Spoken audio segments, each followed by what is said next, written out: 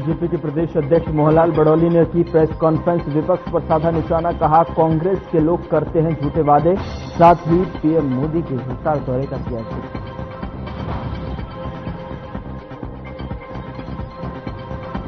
घेरा सच्चा सौदा, प्रमुख राम रहीम फरलो पर जेल से आया बाहर। कड़ी सुरक्षा के बीच रोहतक से पहुंचा सिरसा। राम रहीम को लेने पहुंची हनीप्रीत।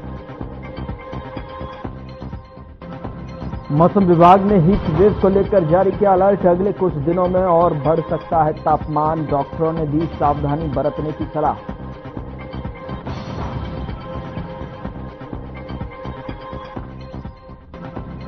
नारनौल में फर्नीचर की दुकान में लगी आग। दुकान में रखा लाखों का सामान जलकर राख। दमकल विभाग की 2 गाड़ियों ने कड़ी मशक्कत के बाद आग पर काबू पाया।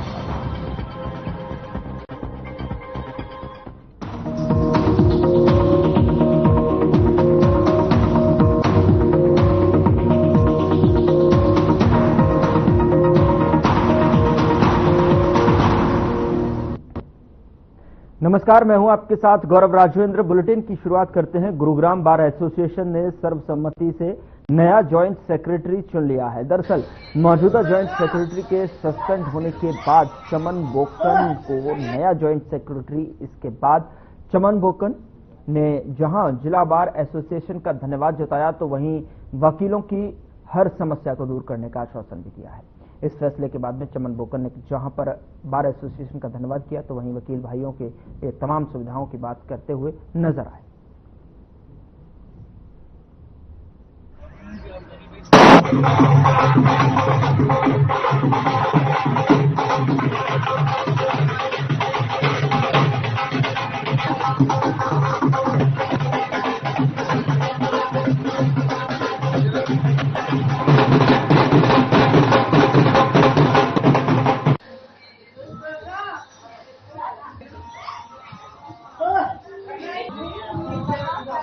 आज हमारे धर्मेंद्र भाई का पद मुझे दिया गया। मैं बाहर का और अपने वकील भाइयों का तहे दिल से धन्यवाद करता हूं। मुझे इस लायक समझा। मैं जो भी मुझे काम दिया, कार्य के लिए सौंपा गया, मैं उसको अपने उचित तरीके से निष्ठा से इसको सफल करूंगा। हमारी बार में 6000 अधिवक्ता जो वोटिंग करते हैं अपनी, और पूरी बार में प्रधान, उप प्रधान, ट्रेजरर ने चमन बोकन को का नाम नोमिनेट किया और नाम आने के बाद एक मीटिंग रखी, मीटिंग कॉल की। मीटिंग 3:15 बजे तक मीटिंग का जो चली हमारी, उसके बीच में एक ही नाम आया, चमन बोकन। जो पहले अधिवक्ता थे हमारे, जिसने पद छोड़ा है, उसने भी अपना सजेशन दिया था भाई चमन बोकन एक उभरता हुआ सितारा है और युवा है और जो तन मन धन से सक्षम भी है और वकीलों के पहले हित में था और है और रहेगा। और मैं इनके अंकल होने के नाते, सीनियर होने के नाते, मैं और मेरी टीम चमन के साथ है। हम अपने पैसे से भी काम कराने में सक्षम है और मैं अपनी बार का प्रधान का सबका तहे दिल से धन्यवाद करता हूं, बार बार शुक्रिया करता हूं।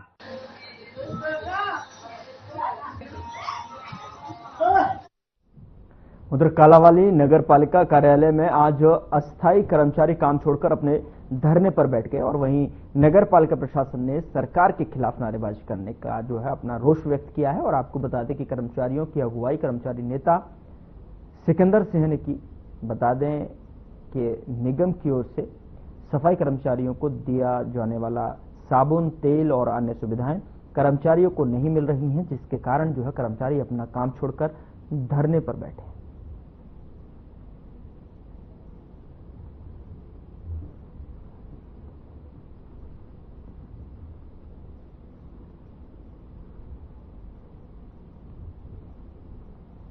कई कर्मचारियों ने अपना काम छोड़कर धरने पर बैठ गए। उनको सामान नहीं मिल पा रहा है।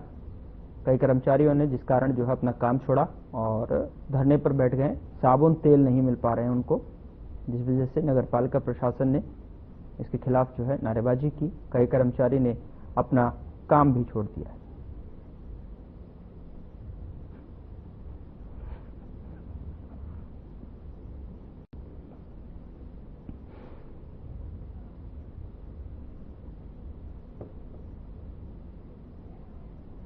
रखा है कि हमारी कुछ मांगे हैं उनको पूरा किया जाए। हम बार बार एसडीएम साहब से अनुरोध कर चुके हैं कि जिसमें हमारी कुछ मांगे हैं, जिसमें जैसे वर्दी भत्ते का एरियल है पिछले 10 महीने का तेल बकाया है उसको लेकर, और 2 जोड़ी जूते हैं कर्मचारियों को दिए जाने हैं उसको लेकर, और एक ESI कार्ड और आई कार्ड कर्मचारियों के बनने हैं, जो अभी तक हम पालिका रोल पे 2019 में हुए थे। अभी तक इन्होंने आई कार्ड और ESI कार्ड हमारे बनाकर भी नहीं दिए हैं।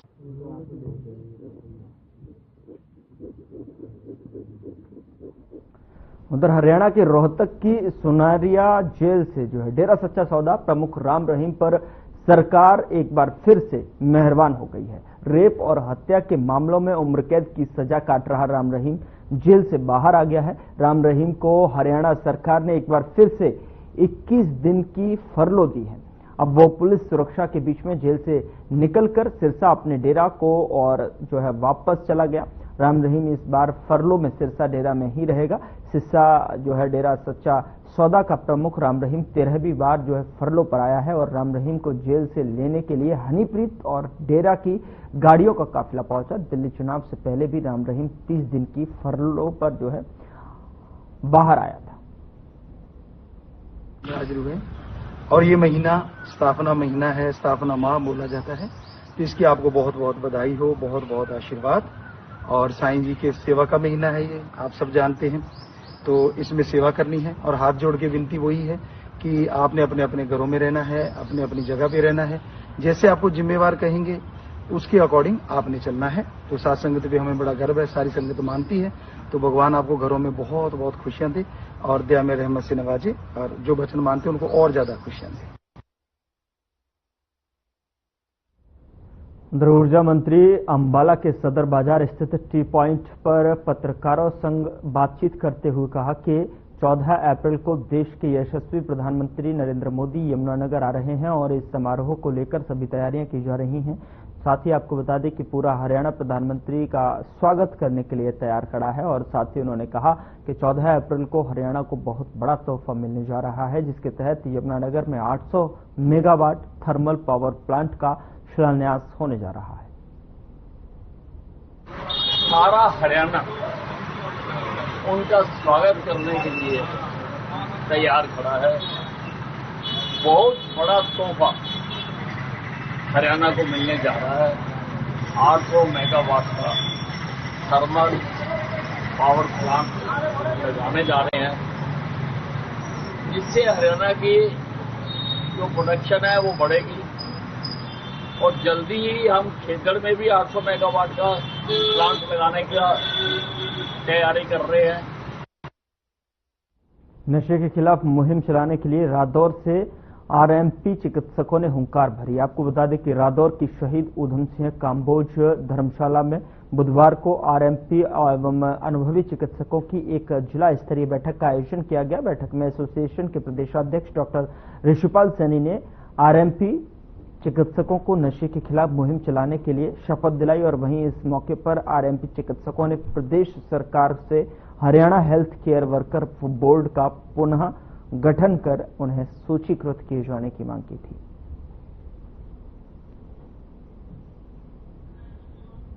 कुछ दिनों के बाद मैं पूरे जिले के हर गांव के अंदर जाऊंगा। हर गांव के अंदर जाके जितने भी हमारे आरएमपी डॉक्टर बैठे हैं उनके पास जाके एक तो ये बात कहूंगा कि वो नशे की जो नशा मुक्ति है ना, सरकार का इसका मुहिम है कि नशा हमारे समाज से बिल्कुल खत्म होना चाहिए। तो मैं अपने एक एक व्यक्ति को जो है इसके अंदर लगाऊंगा, और ताकि समाज जो है बिल्कुल नशा मुक्त हो सके। इसके लिए चाहे हमें कैंप भी लगाने पड़े, मैं गांव दर गांव जाके अपने लोगों को साथ लेके कैंप भी लगाऊंगा और लोगों को जागरूक भी करूंगा।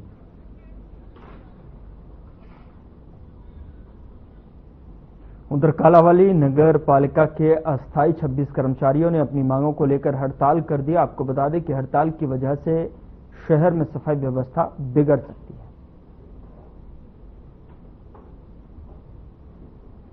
तो अस्थायी 26 कर्मचारियों का हड़ताल, अपना मांगों को लेकर ये हड़ताल किया शहर में, जिसको लेकर सफाई व्यवस्था बिगड़ सकती है।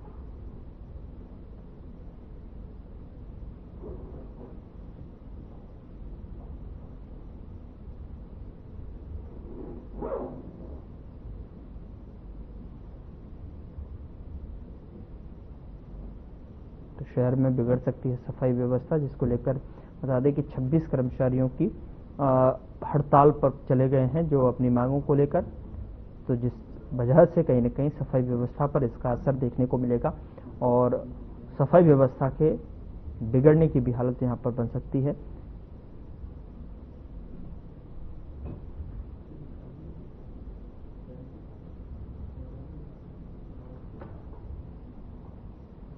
उधर वरिष्ठ बीजेपी नेता गोविंद कांडा का बयान सामने आया है। उन्होंने गोकुल सेतिया पर जमकर निशाना साधा। उन्होंने कहा कि सिरसा को फेल विधायक मिला है। अब जनता भी कहने लगी है कि सिरसा विधायक गोकुल सेतिया फेल है। उन्होंने कहा कि कोई भी निर्माण कार्य निर्धारित नियमों और समय पर होता है। हमारे मुख्यमंत्री की तारीफ पूरा हरियाणा नहीं, पूरा देश कर रहा है। आज हरियाणा को एक नायब हीरा मिला हुआ है, मुख्यमंत्री नायब सैनी जी, और बहुत काम कर रहे हैं, दिन रात लगे हुए हैं और हरियाणा में बहुत तरक्की हो रही है। चाहे हम किसी भी विषय में जाएं तो वो दिन रात लगे हुए हैं, सबकी सुनते हैं, सबका काम कर रहे हैं। तो ये यहाँ के विधायक की बात नहीं है, क्योंकि जब वोट की बात आती है, जब हम विधायक को गालियां बकते हैं, पार्टी को गालियां बकते हैं, जब अब देखा है कि हम आज मुख्यमंत्री नायब सैनी जी आ गए हैं, सरकार बन गई है। उधर महेंद्रगढ़ में खाद्य एवं बीज विक्रेताओं की हड़ताल प्रदेश सरकार के खिलाफ दूसरे दिन भी लगातार जारी रही। आपको बता दें कि हड़ताल राज्य सरकार द्वारा लागू सीड्स और पेस्टिसाइड्स एक्ट 2025 के विरोध में की जा रही है। खाद्य एवं बीज विक्रेता की माने तो उनकी यह हड़ताल 7 दिन तक जारी रहेगी। खाद्य एवं बीज विक्रेताओं की इस हड़ताल से किसानों को काफी समस्या होगी। वे खरीफ की फसल के लिए बीज नहीं खरीद पाएंगे। जिला प्रधान कुलदीप यादव कनीना ने बताया कि सरकार द्वारा बनाए गए नए कानून में व्यापारियों के खिलाफ असंगत धाराएं लगाई गई हैं, जिससे किसी भी आदमी का इस व्यापार में रहना संभव नहीं।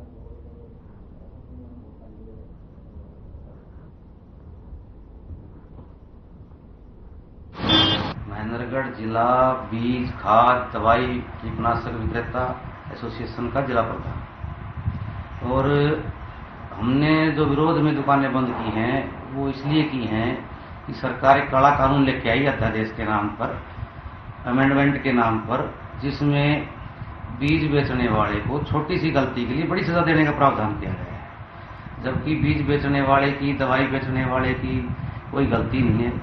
वो वही माल बेचता है तो सरकार परमिशन देती है, और कंपनी से माल लेते हैं, कंपनी का माल है, किसान की डिमांड पर किसान को देते हैं वो। उसके अलावा कोई बीज निम्न स्तर का पाया जाता है तो उसमें भी सरकार कैटेगरी वगैरह तय करे। हर आदमी को इधर सजा कैसे दे सकते हो आप? उसके अलावा जो खाद्य वस्तुएं हैं उनमें इतनी सजा नहीं है किसी सैंपल के फेल होने में, जबकि उससे आदमी को शारीरिक, मानसिक सब तरह का नुकसान हो सकता है। जो गवर्नमेंट ने जो एक्ट लागू किया है इससे हम बिल्कुल खुश नहीं है, और ये लागू रहेगा तो हम कति बर्बाद हो जाएंगे दुकानदार। तो इसलिए हम 7 दिन की हड़ताल कर रहे हैं। हम चाहते हैं कि गवर्नमेंट अपना ये एक्ट वापस ले और हम किसानों को बढ़िया बीज देंगे, उचित रेट में बीज देंगे। ये हमारी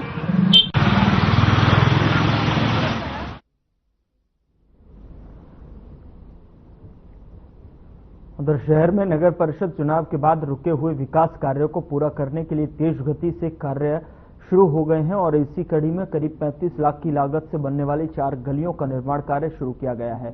बता दें कि वार्ड 1 चत्तरगढ़ पट्टी में 4 गलियों के निर्माण कार्य का शुभारंभ नगर परिषद के अध्यक्ष वीर शांति स्वरूप और वरिष्ठ बीजेपी नेता गोविंद कांडा ने नारियल फोड़कर किया।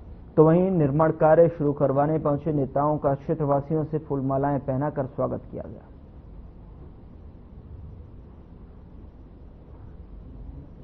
चार गलियों का निर्माण कार्य शुरू किया गया है, जहां पर बीजेपी नेता गोविंद कांडा का जोरदार लोगों की तरफ से स्वागत यहां पर देखने को मिला है, क्योंकि विकास कार्यों की शुरुआत यहां पर की गई है और 4 गलियों का निर्माण कार्य यहां पर नारियल फोड़कर किया गया और खासतौर पर लोगों ने गोविंद कांडा का स्वागत और समारोह यहां पर किया है और निर्माण कार्य की शुरुआत नारियल फोड़कर की गई।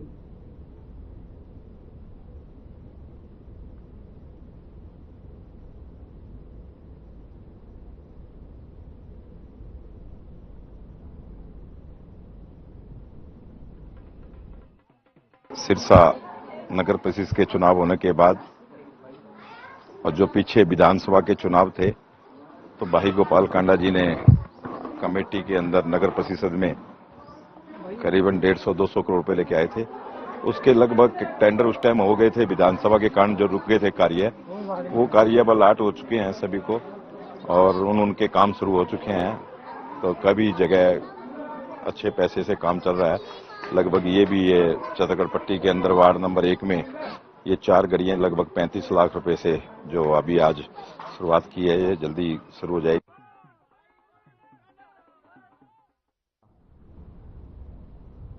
उधर होडल की अनाज मंडी में हरियाणा सरकार के खाद्य आपूर्ति मंत्री राजेश नागर पहुंचे, जहां पर उन्होंने मंडी का निरीक्षण कर किसानों को और आड़तियों से बात की और इस दौरान मंत्री राजेश नागर ने कहा कि होडल की अनाज मंडी को मॉडल मंडी बनाया जाएगा, जो कि हरियाणा की मंडियों से अलग मंडी होगी। साथ ही उन्होंने कहा कि मंडी में जो है अभी अनाज के उठान में दिक्कत आ रही है। इस बारे में जिला उपायुक्त डॉक्टर हरीश कुमार वशिष्ठ को जो है निर्देश दिए गए हैं कि उठान की व्यवस्था को जल्द ही सही किया जाए। मंत्री ने कहा कि होडल की मंडी ने जो है 2,15,000 क्विंटल की सरकारी खरीद कर चुके हैं और खरीद से सुचारू रूप से चल रही है।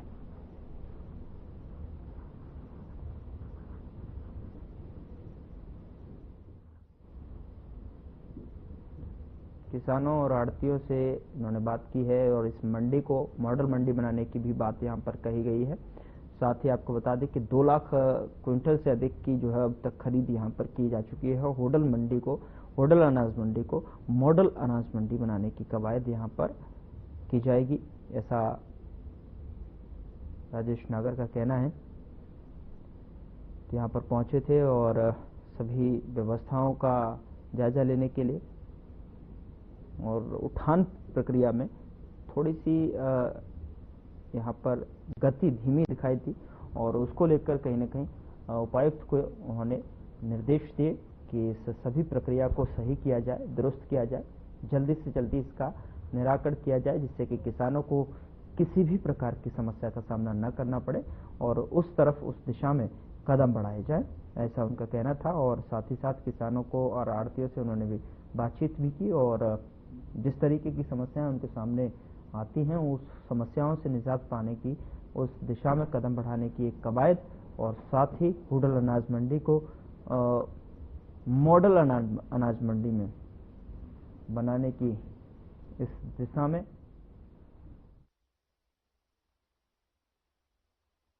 गेहूं आज खरीद हो चुकी है और 50% के करीब टोटल जो खरीद है वो हो चुकी है।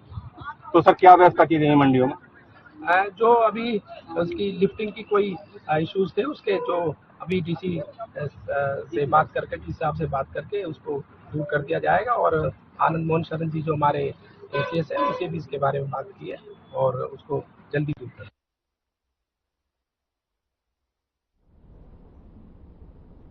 उधर मौसम विभाग में हीट वेव को लेकर जो है लगातार अलर्ट जारी किया है और लगातार अलर्ट भी जारी किए जा रहे हैं। अगले कुछ दिनों में तापमान और भी बढ़ सकता है, उम्मीद जताई जा रही है। ऐसे में जरूरी है कि लोग अपनी दिनचर्या में सावधानी बरतें और बच्चों, बुजुर्गों और बीमार लोगों का विशेष ध्यान रखें। इस मौसम में सतर्कता बरतने की सलाह दी गई है और इसी को लेकर फरीदाबाद के बल्लभगढ़ सिविल अस्पताल के डॉक्टर योगेंद्र सरदाना ने बताया कि गर्मी का असर बढ़ने लगा है और लोगों को इससे परेशानियां भी बढ़ेंगी। ऐसे में अस्पतालों में मरीजों की संख्या भी बढ़ रही है। उल्टी, दस्त, तेज गर्मी से जो है शरीर में पानी की कमी हो सकती है, जिससे चक्कर आना, थकावट और लू लगने जैसी समस्याएं हो सकती हैं। इससे बचने के लिए लोग दिन में बार बार पानी पीते रहें, तरल पेय पदार्थ का प्रयोग करें, तली हुई चीज खाने से बचें और धूप में निकलने से बचें। सिर ढककर ही बाहर निकलें।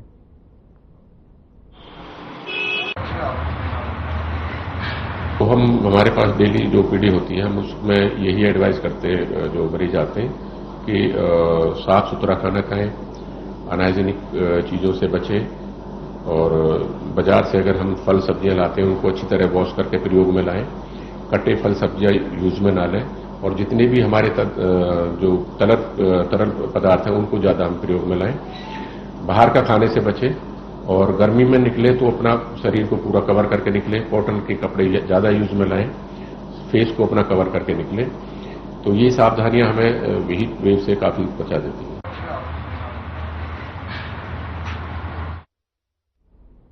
हरियाणा के हिसार में गर्मी ने अपना प्रचंड रूप दिखाना शुरू कर दिया है। गर्मी से बचने के लिए लोग मुंह और सिर सूती कपड़े से ढककर घरों से बाहर निकल रहे हैं।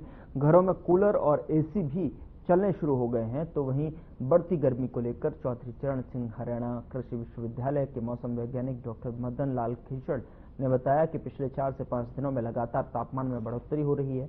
उन्होंने बताया कि पिछले दिनों में पश्चिमी विक्षोभ की सक्रियता कोई नहीं होने के कारण तापमान में लगातार बढ़ोतरी हो रही है। नए पश्चिमी विक्षोभ के आंशिक प्रभाव के कारण रात से मौसम में बदलाव आ सकता है।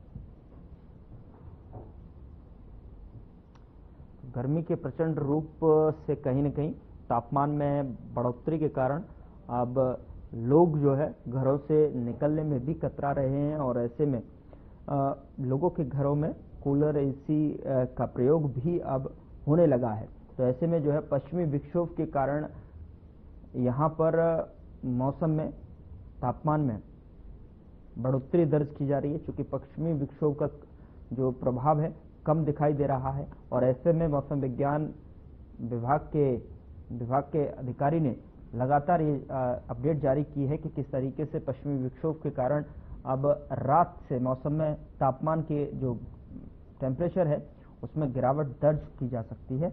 पश्चिमी विक्षोभ के आंशिक सक्रियता से तापमान में गिरावट रात से दर्ज की जा सकती है, लेकिन अब तक जो लगातार टेम्परेचर बढ़ रहा है, तापमान में जो बढ़ोतरी दर्ज की जा रही है, उसका कारण पश्चिमी विक्षोभ में कोई भी प्रभाव उसका नहीं दिखाई दे रहा है, कोई भी असर उसका दिखाई नहीं दे रहा था। उस वजह से जो है लगातार तापमान में बढ़ोतरी दर्ज की गई।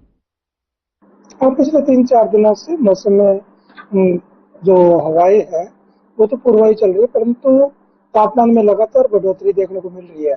जो तापमान पहले 36 डिग्री सेल्सियस के आसपास चल रहा था वो भी 41 डिग्री सेल्सियस पहुंच गया है। और लगातार तापमान में बढ़ोतरी के कारण और जो एकदम मौसम में गर्म लगने लगे, जो आमतौर पर 10 अप्रैल 15 अप्रैल के आसपास आता है, वो पिछले 4-5 दिनों में लगातार तापमान बढ़ोतरी देखने को मिली है। उधर नारनौल के तालाब बहादुर सिंह के नजदीक बनी एक फर्नीचर की दुकान में आग लग जाने से दुकान में रखा लाखों रुपए का सामान जलकर राख हो गया। बता दें कि दमकल विभाग को जैसे ही आग की सूचना मिली, दमकल विभाग की 2 गाड़ियां 2 घंटे की मशक्कत के बाद आग पर काबू पाए और जब तक दुकान में रखा सारा सामान जलकर राख हो चुका था। बता दें कि दमकल विभाग के कर्मचारी ने जानकारी देते हुए बताया कि उन्हें कल रात को आग लगने की सूचना मिली थी, जिस पर तुरंत दमकल विभाग की 2 गाड़ियां मौके पर पहुंची और आग पर काबू पाया गया। दमकल विभाग के कर्मचारियों के अनुसार दुकान में रखा सारा सामान जो है जलकर राख हो चुका था। वहीं आग किन कारणों से लगी है, दमकल विभाग के कर्मचारियों ने इसकी कोई जानकारी नहीं दी।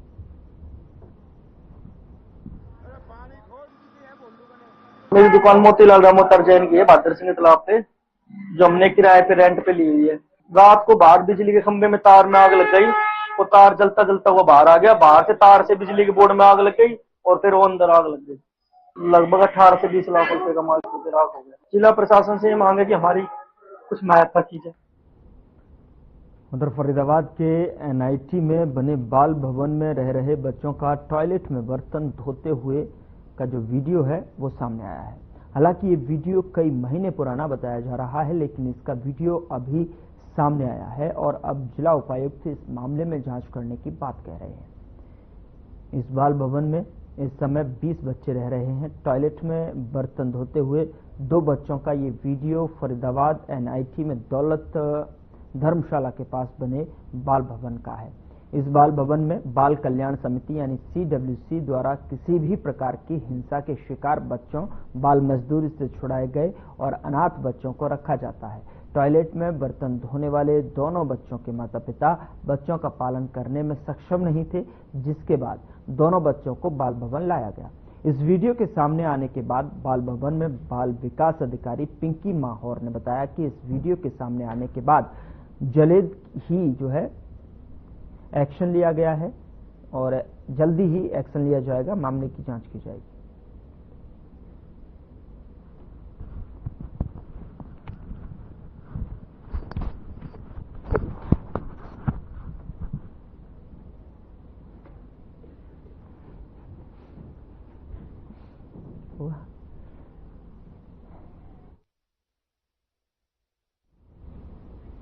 फिलहाल बुलेटिन में इतना ही। नमस्कार।